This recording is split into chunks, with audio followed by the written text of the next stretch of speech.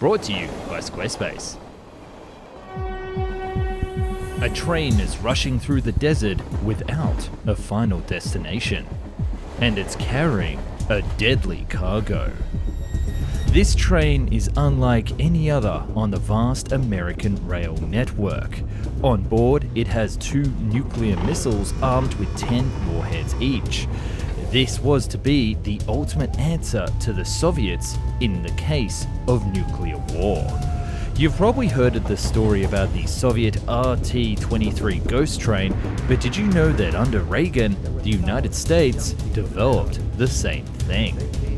Join me today to explore the story of the Peacekeeper rail garrison.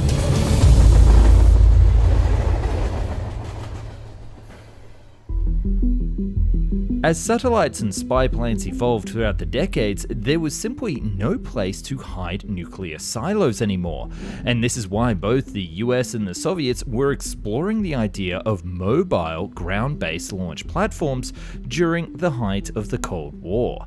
With the development of MIRVs, or multiple independent targetable re-entry vehicles, or in simple terms, a ballistic missile with multiple nuclear warheads to hit multiple cities, only a couple of these rockets could create an insane amount of damage to the enemy.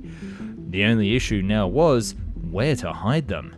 To counter the US Strategic Defense Initiative, or the Star Wars program that claimed to be able to shoot down any nukes launched, the Soviets started early, and in 1987, their ghost train carrying RT-23 Modelettes missiles entered service. They had the upper hand against the Americans, but Reagan's administration was animate to counter this threat and do it quick. Enter the Peacekeeper.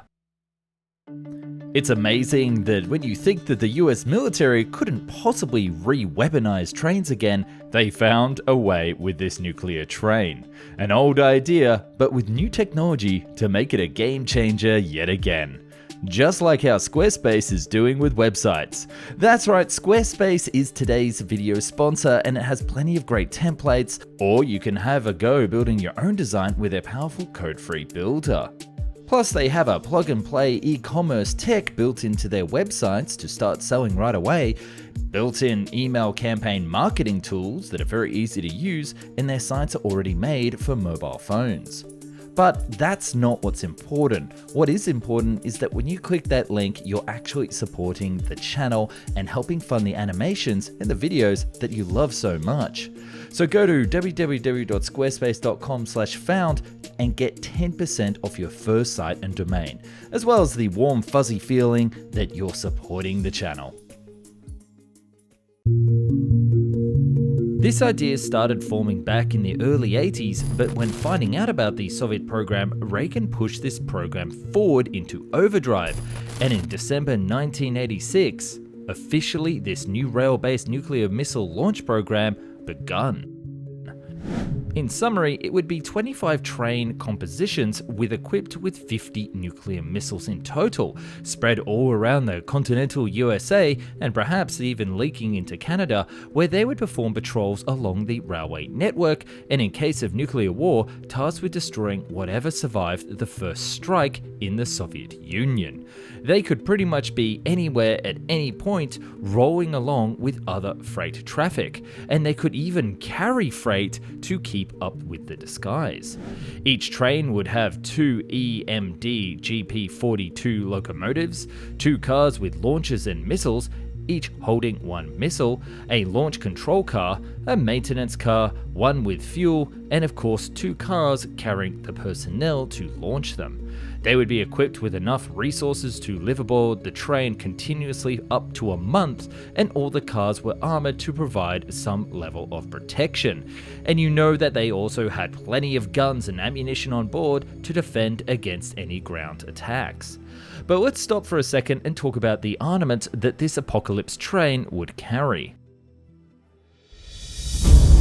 In 1983, a new ballistic missile called the LGM-118 Peacekeeper had its first successful test, and this is where that Peacekeeper part of the train's name comes from.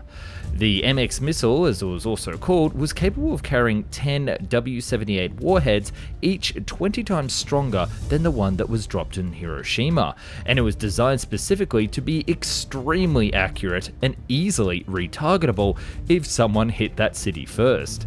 This is because the main task of these missiles would be counterattack, or targeting Soviet air bases, silos, and other locations where their nuclear bombs or missiles would be stored, so not specifically targeting any Russian cities. Combined with a mobile launch platform, this would ensure that the US military to have a last say in the case of a nuclear exchange with the Soviets, and allow for assured destruction of the Soviet nuclear arsenal before a possible invasion with other Allied forces.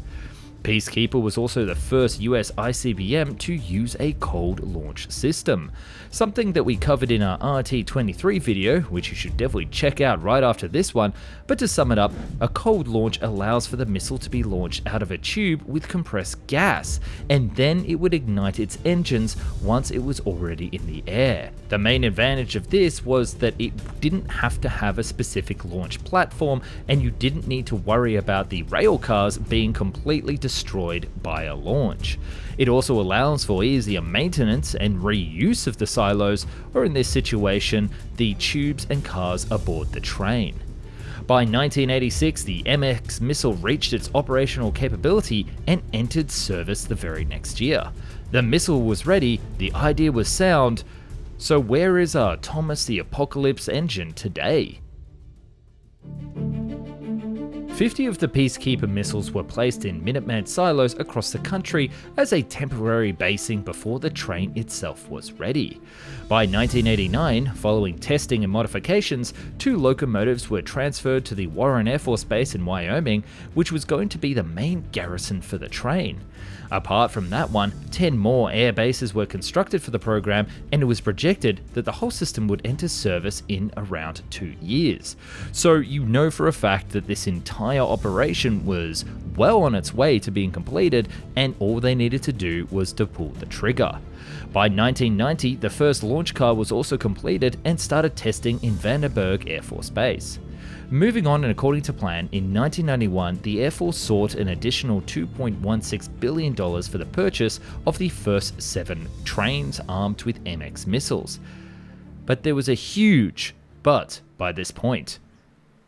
The whole point of these trains with these nukes was to target the Soviet Union in case of retaliation. But by 1991, the Soviet Union didn't exist. It was over. The war was won. The US military no longer needed such an apocalyptic weapon in order to target Russia.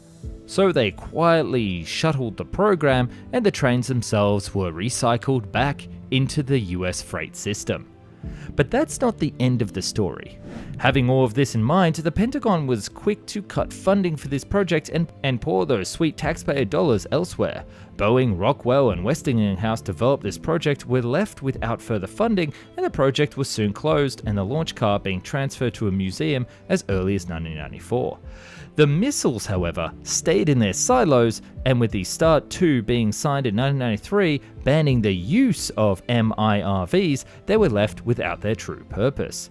Even though START 2 expired in 2002, the US removed all Peacekeeper missiles from service back in 2005, and the only MIRV-capable ballistic missile in service today is the Minuteman III, which can only carry up to 3 warheads each. However, Russians did not only remove their missiles from service, they were developing new variants, with the latest being the Sarmat, capable of up to 15 warheads. Combined with their mobile launch platforms and the current climate in a geopolitical sense, this is definitely something to think about. Was stopping the Peacekeeper rail garrison the biggest mistake that the United States has ever done, and is now America relatively undefended from these new advancements in nuclear warheads? I certainly hope not. Let me know your thoughts in the comments, and please do subscribe to the channel if you haven't already.